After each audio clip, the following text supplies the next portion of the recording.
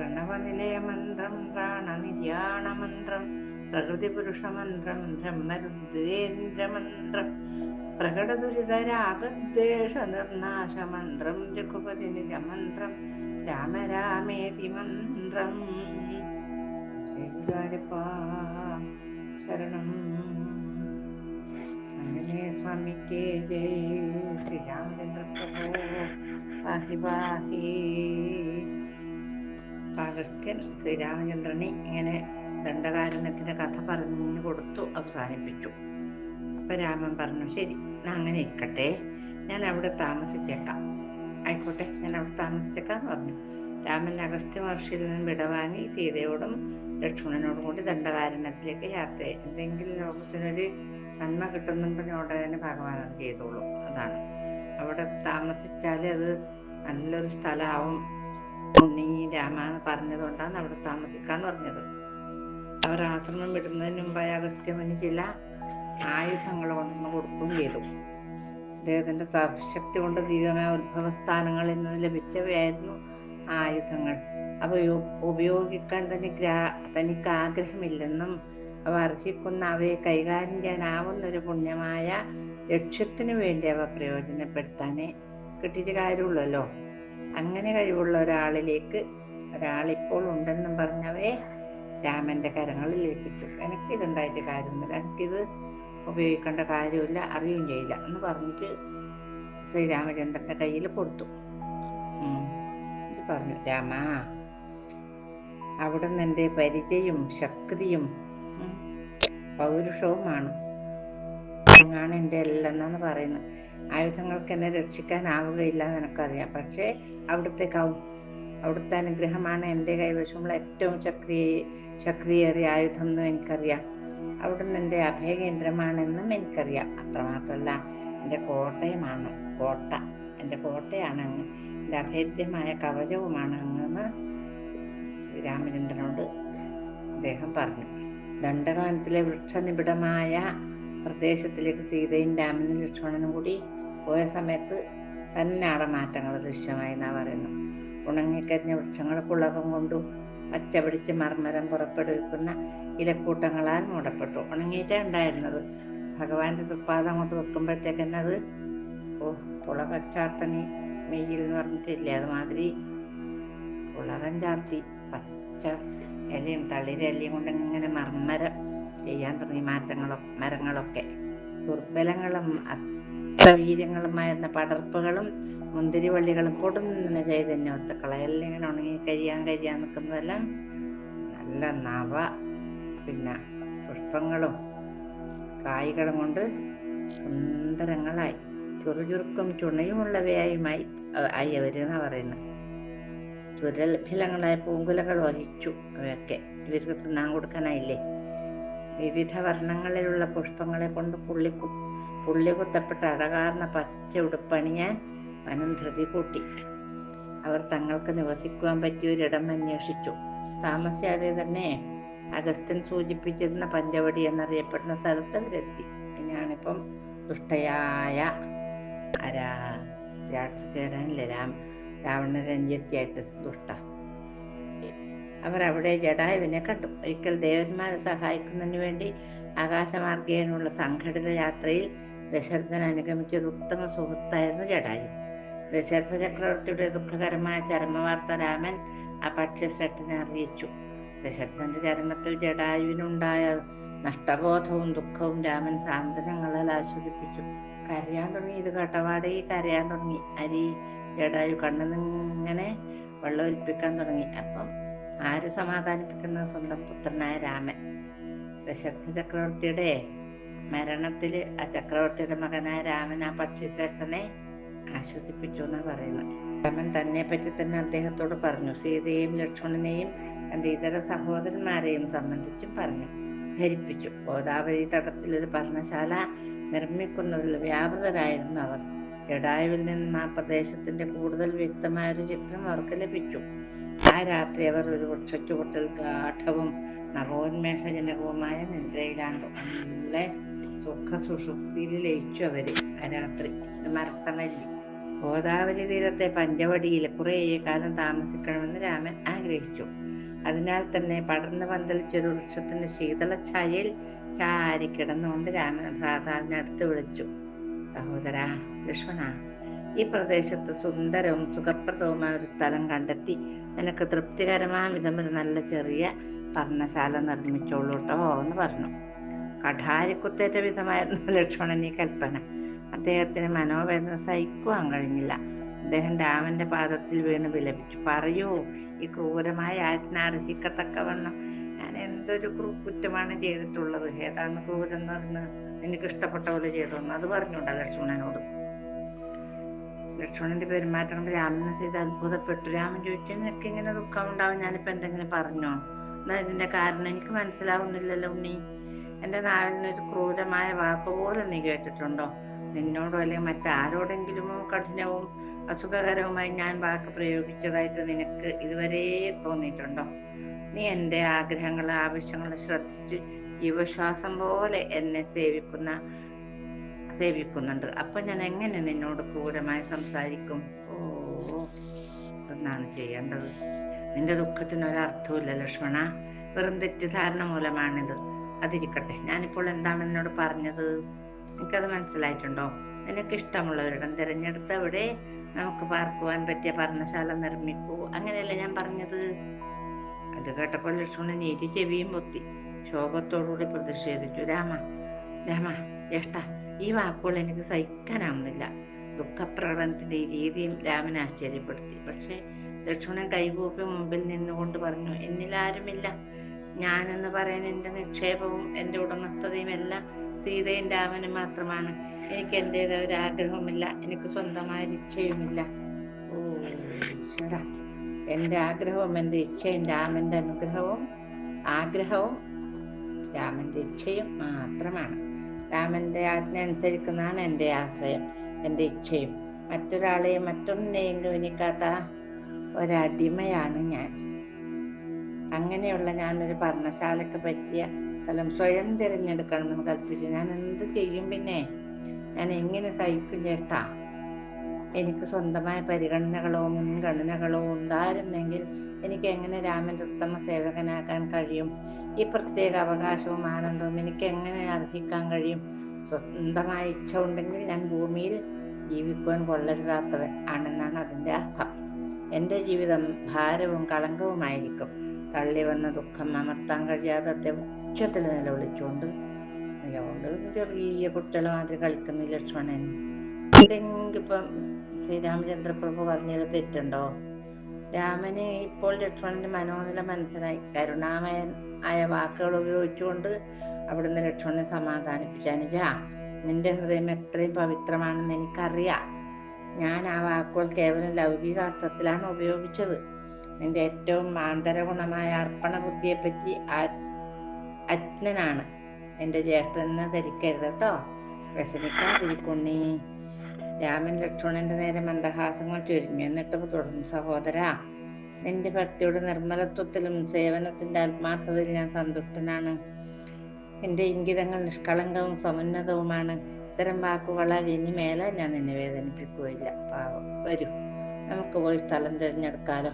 പ്രകാരം ആശ്വസിപ്പിച്ച് രാമൻ സീതയും ലക്ഷ്മണനെ ഒന്നിച്ചു കൂട്ടി അല്പദൂരം ചെന്നു.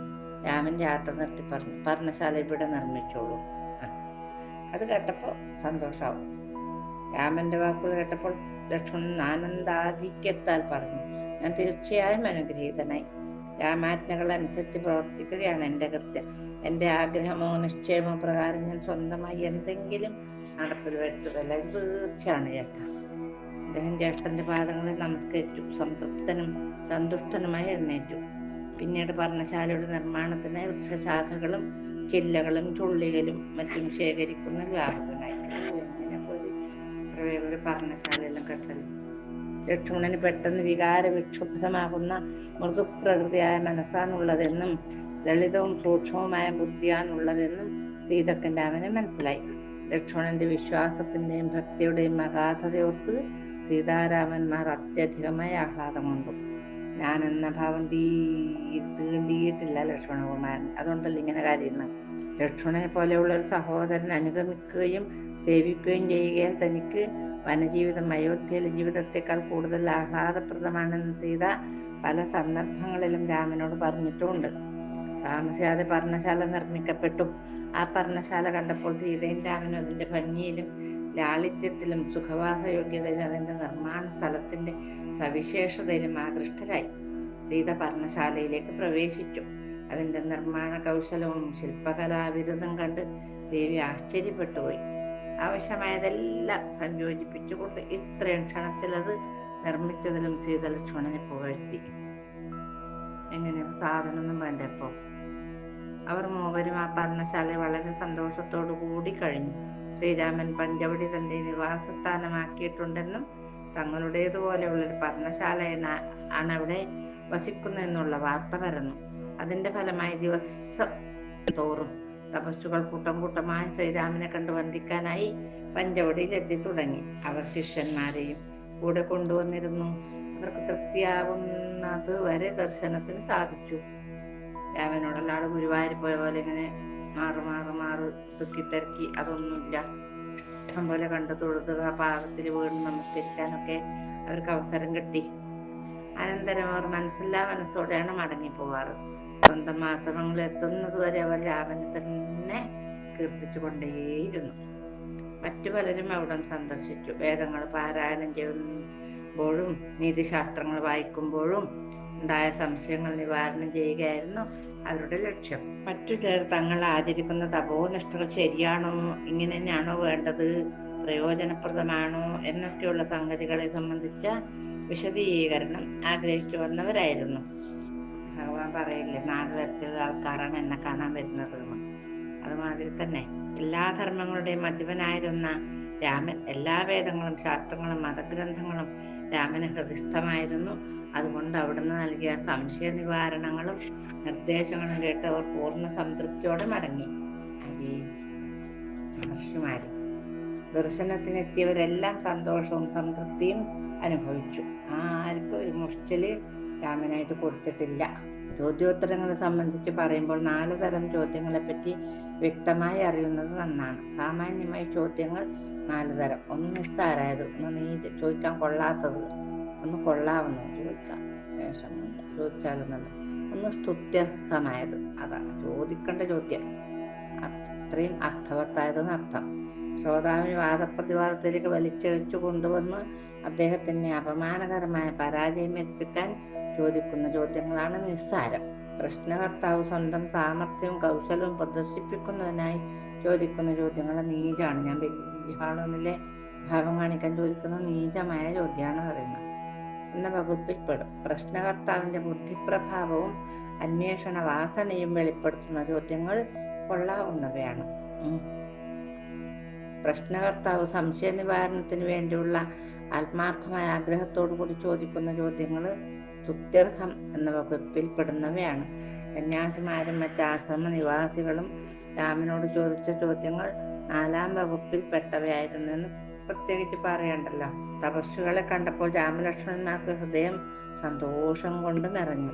രാമൻ വളരെ ലളിതമായും വേദശാസ്ത്രങ്ങൾക്കനുസരിച്ചും ഗ്രഹിക്കാനും പ്രായോഗികമാക്കാനും സുകരമായ വിധം ആദർശങ്ങൾ വിശദീകരിച്ചു കൊടുത്ത സമയത്ത് തപസ്സുകളിൽ അധികം പേരും ബഹുമാനത്തിനും കൃതജ്ഞതക്കും അധീനരായി. അവർ പെട്ടെന്ന് സ്തുതിക്കാനും ആരാധനാ സ്തോത്രങ്ങൾ ചൊല്ലാനും തുടങ്ങി.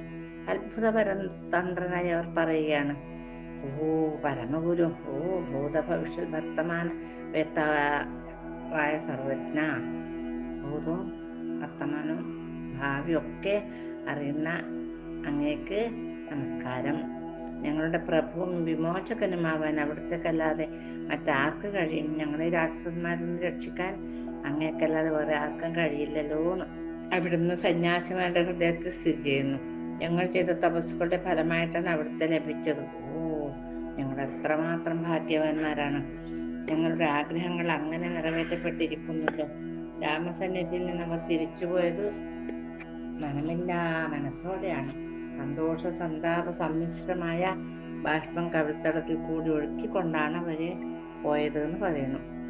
അവരിൽ അല്പം ചിലർ എന്ത് ചെയ്തു? വിട്ടുപോകാതെ പർണശാലയിൽ നിന്ന് അല്പം ദൂരെ തണൽ മരങ്ങളുടെ കീഴേ കടന്നു. പോന്നില്ലാകും.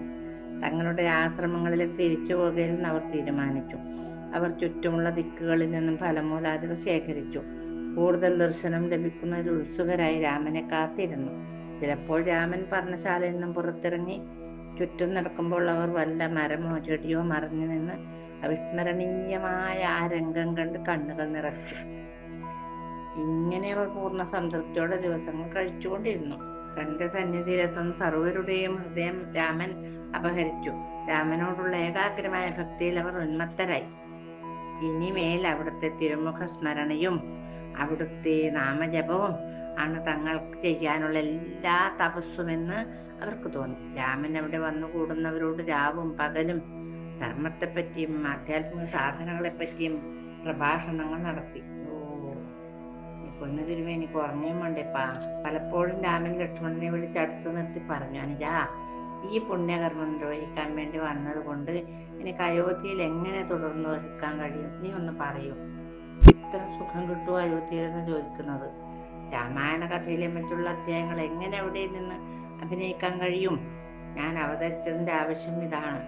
നന്മയും ദൈവഭക്തിയുമുള്ള സാധുക്കളെ രക്ഷിക്കുകയും ലോകത്തിന്റെ സമാധാനവും ക്ഷേമവും അപകടപ്പെടുത്തുന്ന തെറ്റും തിന്മയും നശിപ്പിക്കുകയും ധാർമ്മികമായ ജീവിത രീതിയും പ്രവർത്തനങ്ങളും അഭിവൃദ്ധിപ്പെടുത്തുകയുമാണ്. ഇപ്പോൾ മുതൽ ഈ കാര്യങ്ങൾ പ്രാവർത്തികമാക്കും. ഇങ്ങനെ താൻ എന്തൊക്കെയാണ് ചെയ്യാൻ തീരുമാനിച്ചിട്ടുള്ളതെന്നും ലോകത്തിൽ മനുഷ്യനെ അവതരിച്ചതിന്റെ ഉദ്ദേശവും അർത്ഥവും എന്താണെന്ന് രാമൻ സഹോദരനെ അറിയിച്ചു. പലപ്പോഴും മനുഷ്യ സമുദായത്തിന്റെ സമുദ്ധാരണത്തിന് വേണ്ടിയുള്ള തന്റെ തത്വപ്രചാരണത്തിനൊരു ഉപകരണമായി ലക്ഷ്മണൻ ഉയർത്തിക്കൊണ്ടുവന്നു. ധാർമ്മികത്വത്തിന്റെ പുരോഗതിയുടെ ആദർശങ്ങളെപ്പറ്റി അദ്ദേഹത്തെ പഠിപ്പിക്കുകയും ചെയ്തു. ലക്ഷ്മണൻ എന്തൊക്കെ പറഞ്ഞു പഠിപ്പിച്ചു കൊടുക്കും. രാമൻ ഒരിക്കൽ പറഞ്ഞു, ലക്ഷ്മണ, ശരീരത്തിനോടുള്ള പ്രതിപത്തി ഏത് രൂപത്തിലുള്ളതായാലും സ്വത്തുക്കളോടുള്ള ബന്ധം ഏതു വിധമായാലും നീ ഞാൻ എന്നിങ്ങനെ മത്സരമുണ്ടാക്കുന്ന അഹന്ത, വ്യക്തി, അവന്റെ ഭാര്യ, സന്താനങ്ങൾ, സമ്പത്ത് എന്നിവയോടുള്ള ബന്ധം ഇവയെല്ലാം തന്നെ മായയുടെ ഫലങ്ങളാണ്. മായ അടിസ്ഥാനപരവും മനസ്സിലാക്കാൻ പ്രയാസമുള്ളതും ആശ്ചര്യകരവുമാണ്. എല്ലാ ജീവികളുടെയും വസ്തുക്കളുടെയും എല്ലാ വർഗത്തിൽപ്പെടുന്ന ജീവരാശികളുടെയും മേൽ മായ ആധിപത്യം സ്ഥാപിക്കുന്നു. ദശേന്ദ്രിയങ്ങൾക്കും 5 ജ്ഞാനേന്ദ്രിയങ്ങൾ, 5 കർമ്മേന്ദ്രിയങ്ങളാണ് ദശേന്ദ്രിയങ്ങൾ. ഓരോ അതിദേവതയുണ്ട്. അവയെ കൊണ്ടാണ് മായ വസ്തുനിഷ്ഠമായ ലോകത്തെ വീക്ഷിക്കുന്നതും അതിൽ നിന്നും ആനന്ദം ഉൾക്കൊള്ളുന്നതും. ആ ആനന്ദത്തിന്റെ ഓരോ കണികയും മായയിൽ നിന്നും ഉത്പാദിതമാണ്. അത് കാരണം മായികവും ക്ഷണികവും ഉപരിപ്ലവവുമാണ്. മായക്ക് 2 രൂപമുണ്ട്. ഒരു രൂപം വിദ്യാമായ എന്നും മറ്റേത് അവിദ്യാമായ എന്നും അറിയപ്പെടുന്നു. അവിദ്യ എന്നു പേരുള്ള മായ വളരെ ദുഷ്ടമാണ്, മോശം. അവിദ്യ എന്ന് പറഞ്ഞാൽ തന്നെ മോശമല്ലേ? അവൾ അതിരറ്റ ദുരിതങ്ങൾക്ക് കാരണമായി തീരുന്നു. അവളാൽ ആകൃഷ്ടരാകുന്നവർ ആനന്ദ ശോകങ്ങളുടെ അനന്തമായ വ്യാമിശ്രതാവസ്ഥയാകുന്ന പ്രവാഹത്തിന്റെ അഗാധതയിലേക്ക് ആണ്ടുപോകും. ലക്ഷ്മണ, വിദ്യാമായാണെങ്കിണ്ടല്ലോ, അത് പുരുഷോത്തമന്റെ അധ്യക്ഷതയിൽ പ്രപഞ്ചത്തെ സൃഷ്ടിച്ചിരിക്കുന്നു. അവൾക്ക് സ്വന്തമായ സഹജശക്തി ഒന്നുമില്ല. പുരുഷോത്തമന്റെ സാന്നിധ്യത്തിൽ മാത്രമേ അവൾക്ക് ത്രിഗുണാത്മകമായ പ്രപഞ്ചത്തെ സൃഷ്ടിക്കാൻ സാധ്യമാകുകയുള്ളൂ. സപ്തരജസ്തമോ ഗുണങ്ങളാണ് 3 പിരിവുകൾ. ഇവയിൽ ഓരോന്നും ഒറ്റക്കോ ഏതെങ്കിലും അളവിൽ കൂടിച്ചേർന്നു ജന്തുക്കളുടെ പ്രകൃതിയായി കാണാം. ത്രിഗുണങ്ങളുടെ സമീകൃതമായ പ്രകൃതിയാണ് സത്വം. രജസ് രാഗാത്മകവും വികാരപരവും കർമ്മനിരതവുമായ പ്രകൃതിയാകുന്നു. ജഡവും മൂഢവുമായ പ്രകൃതിയാണ് താമസം.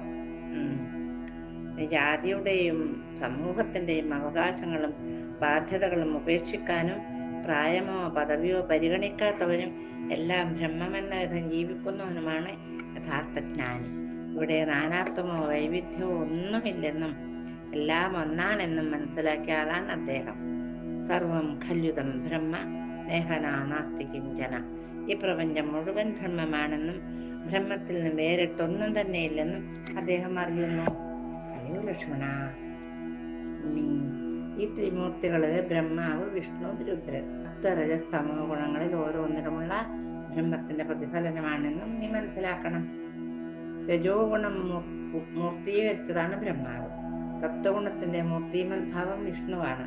തമോ ഗുണത്തിന്റെ മൂർത്തിയാണ് രുദ്രൻ. ശിവൻ, ഈശ്വരൻ എന്നും പേരുണ്ട്. ഈ ലോകം ഉൾക്കൊള്ളുന്ന അഖില പ്രപഞ്ചവും ഈ ഗുണത്രയത്തിൽ ഏതെങ്കിലും ഒന്നിൽ കൂടിയോ അല്ലെങ്കിൽ ഏതാനും ഗുണങ്ങളുടെ സംയോജനത്തിൽ കൂടിയോ ഉള്ള ഏക ബ്രഹ്മത്തിന്റെ പ്രകടനമാകുന്നു.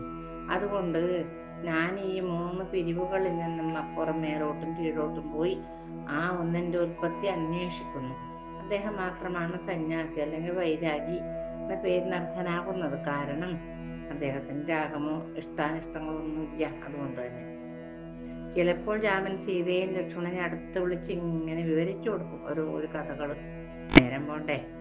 ജീവാത്മാവിന് മായയോടോ പരബ്രഹ്മത്തോടോ ഉള്ള ബന്ധം ശരിക്കും മനസ്സിലാക്കാത്ത കാലത്തോളം അതിനൊരിക്കലും വിമോചനം നേടി പരമാത്മാവിൽ ലയിക്കുവാൻ സാധിക്കുകയില്ല. ഇതൊക്കെ അവർക്ക് പറഞ്ഞു കൊടുക്കുന്നതാണേ. അതൊരു പ്രത്യേക വ്യക്തിയായി തന്നെ നാമരൂപങ്ങളുടെ പരിധിയിൽ മായാവലയങ്ങളിൽ ബന്ധിതമായി കഴിയേണ്ടി വരും. പക്ഷേ രാമൻ പറഞ്ഞുകൊണ്ടിരിക്കുകയാണ്, ജീവാത്മാവ് പരമാത്മാവിന്റെ ഒരു പ്രതിരൂപം മാത്രമാണെന്നും അതും പരമാത്മാവും തമ്മിലുള്ള വ്യത്യാസം സത്യത്തിൽ അടിസ്ഥാനമില്ലാത്തതാണെന്ന് കണ്ടുപിടിക്കുകയും മനസ്സിലാക്കുകയും ചെയ്യുന്ന നിമിഷം സൂര്യോദയത്തിൽ മൂടൽമഞ്ഞെന്ന പോലെ മായ അപ്രത്യക്ഷമാകും. പിന്നെ നോക്കൂല. ഇതാണ് അകൃത്രിമമായ ആത്മജ്ഞാനം. കാരണം പരബ്രഹ്മം പരമാത്മാവാണ്. ജീവാത്മാവ് നാമരൂപങ്ങളുള്ള ശരീരത്തിൽ ഉപാധിയിൽ കാണപ്പെടുന്ന പരമാത്മാവിന്റെ പ്രതിബിംബം മാത്രമാണ് എന്ന് ആർക്കൊക്കെ? ലക്ഷ്മണകുമാരനും സീതാദേവിക്കും ശ്രീരാമചന്ദ്ര പ്രഭുവും ഇങ്ങനെ കഥ പറഞ്ഞു കൊടുത്തുകൊണ്ടിരിക്കുകയാണ്. കഥകൾക്ക് എല്ലാവർക്കും ഇഷ്ടല്ലേ. പ്രായമായാലും കുട്ടികളായാലും കഥ എന്ന് പറഞ്ഞ സന്തോഷമായി. അപ്പം ഭഗവാൻ കഥ പറയും, മറ്റൊരു കുട്ടികൾ കേൾക്കുന്നത് പോലെ അത് രണ്ടും കേട്ടുകൊണ്ടിരിക്കട്ടെ. ബാക്കി നമുക്ക് ഭഗവാന്റെ അനുഗ്രഹം ഉണ്ടെങ്കിൽ നാളെ പറയാമെന്നുള്ള ഒരു പ്രതീക്ഷയോടുകൂടി മംഗളം. കൗസലേന്ദ്രായ മഹനീയ ഗുണാബ്ദയേ ചക്രവർത്തി തനൂജായ സാർവഭൗമായ മംഗളം. വേദവേദാന്തവേദ്യായ മേഘശ്യാമളമൂർത്തയേ പുംസാം മോഹനരൂപായ പുണ്യശ്ലോകായ മംഗളം.